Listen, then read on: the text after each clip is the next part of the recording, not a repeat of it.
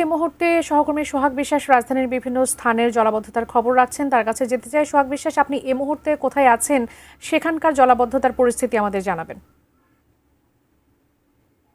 আমি এই মুহূর্তে কোথায় আছি সেটি ক্যামেরার স্ক্রিনে আপনি দেখলে বুঝতে পারবেন। আমি সকাল থেকেই যেসব জায়গায় আছি, আমার কাছে মনে হয়েছে যে আমি কখনো কক্সবাজার কোনো সমুদ্র সৈকতে আছি, আবার কখনো মনে হয়েছে কুয়াকাটার কোনো সমুদ্র বিচে আছি। আমার পিছনে বাচ্চারা এতক্ষণ ধরে এখানে সাঁতার কাটছিল, সেটা দেখে আসলে সেটাই আমার কাছে মনে হয়েছে যে আমি মনে হয় যে আমার বাড়ি যেহেতু দক্ষিণ অঞ্চলে, কুয়াকাটার খুব কাছাকাছি, তো আমার কাছে মনে হয়েছিল যে কুয়াকাটা অনেক দিন পর্যন্ত যাওয়া হয়নি, তো সেই স্বাদ আমি ঢাকাতে বসে নিচ্ছিলাম। যেটি আসলে বলছিলাম, কিন্তু এখানকার মানুষের কষ্ট কিন্তু আনন্দের নাম। এখানকার মানুষের এই যে চিত্র, সেটি কিন্তু দীর্ঘদিনের। আমি এখন যে হাতিরঝিলের সড়কটিতে রয়েছে, এখানে আসার একটা বিশেষ কারণ আছে বাবলি। সেটা হচ্ছে এই সড়কটি একেবারে হাতিরঝিল যে লেক, সেই লেকের পাশে। তো শুধুমাত্র পরিকল্পনার অভাবে এই সড়কটি দীর্ঘদিন ধরে এভাবে জলাবদ্ধ অবস্থায় থাকে। ভারী বৃষ্টি তো দূরের কথা, মাঝে মধ্যে অল্প বৃষ্টিতেও এখানে পানি জমে, অথচ এখানে ছোট্ট একটা পরিকল্পনা করলেই কিন্তু এই পুরো পানিটা এই লেকে দেয়া যেত, কিন্তু সে ধরনের কোনো পরিকল্পনাই আসলে এই সিটি কর্পোরেশনের নাই। এখন কেন তারা এই ধরনের ছোট ছোট পরিকল্পনাগুলো নিচ্ছেন না, সেটা আসলে তারাই ভালো বলতে পারবেন। তবে পাশে শুধু এইটা না, এই হাতিরঝিলের লেককে ঘিরে আশপাশের বেশ কয়েকটা সড়কে আমরা ঘুরে দেখেছি। এইদিকে হাতিরঝিলের যে ওই পাশটায় যে প্রজেক্ট রয়েছে, সেই প্রজেক্টের মধ্যে যখন গিয়েছি, সেখানেও আমরা একই রকম চিত্র দেখেছি। এইদিকে অর্থাৎ হাতিরঝিলকে ঘিরে যে মহল্লাগুলো রয়েছে, সেই মহল্লাগুলোতে সাধারণত থাকা উচিত যে এই মহল্লাগুলো অন্তত পানি বন্দি থাকবে না, কারণ এত বড় একটা লেক ঢাকার মধ্যে। কিন্তু শুধুমাত্র অপরিকল্পিত নগরায়নের কারণে এই যে এত বড় একটা লেক থাকার পরেও আশপাশের এলাকাগুলো জলাবদ্ধতায় নিমজ্জিত থাকে। এখানে আমরা একদম কাছে একটা বড় মাদ্রাসা, এতিমখানা রয়েছে। সেই শিক্ষার্থীরা এখানে বেশ কষ্ট করতে হয়, এবং মাঝে মধ্যে ড্রেনের ময়লা পানি উঠে যায়। বেশ মোটামুটি বলা চলে যে বেশ অসুবিধা তাদের আসলে পোহাতে হয়। সকাল থেকে আমরা রাজধানীর অনেকগুলো এলাকা ঘুরেছি, এর মধ্যে মগবাজার, মালিবাগ, পল্টন, কাকরাইল, তারপরে বনানী, নিউ মার্কেট। অর্থাৎ ঢাকার আপনি কোন এলাকা বলবেন যে এই এলাকাটায় আসলে পানি ছাড়া আছে, এমন কোনো এলাকা আসলে নেই।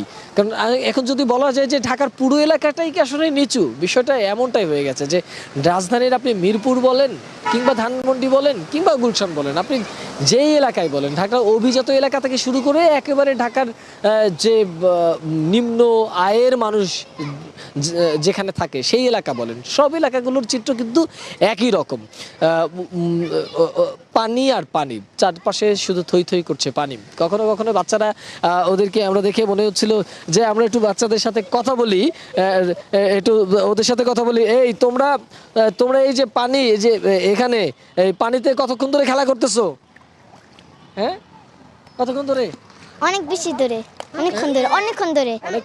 এই যে ঢাকার মধ্যে তোমাদের বাসার সামনে পানি, তোমাদের ঘরেও কি পানি উঠে যাচ্ছে? হ্যাঁ, হ্যাঁ, অনেক বেশি পানি উঠতেছে, অনেক বেশি হয়ে যাইতাছে গা। তো মানে তোমাদের খুব কষ্ট হচ্ছে, স্কুলে যেতে কষ্ট হয়?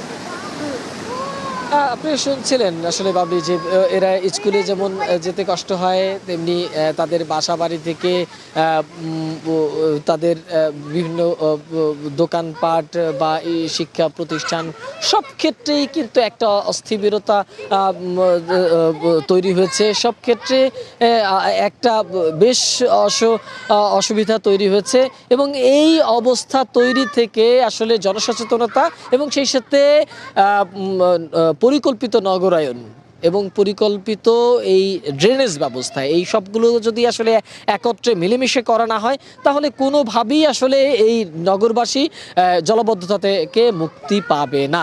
রাজধানীর অন্য প্রান্তে আছে আমাদের আরেক সহকর্মী কিশোর।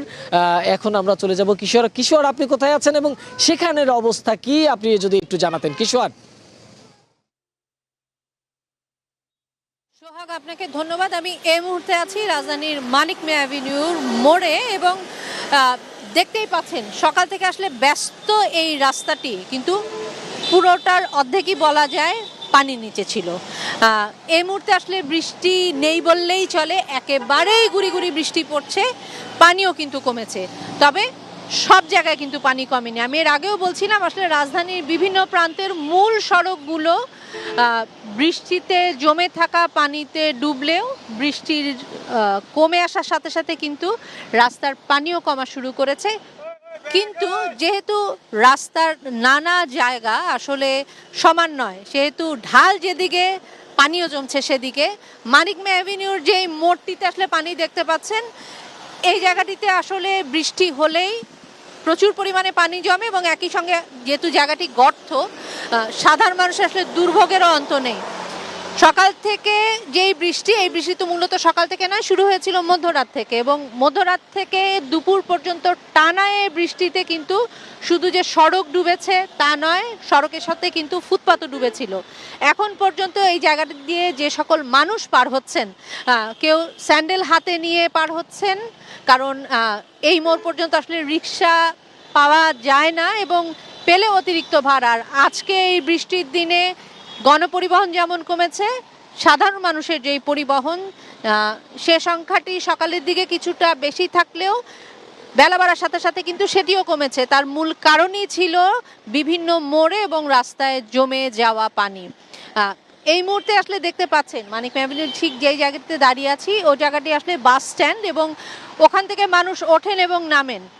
বাসও আসলে ওখানে থেমে আছে এবং সেখান থেকে আসলে যাত্রী তোলারই চেষ্টা, কারণ ফুটপাতের একাংশ সেখানে আসলে ডোবা।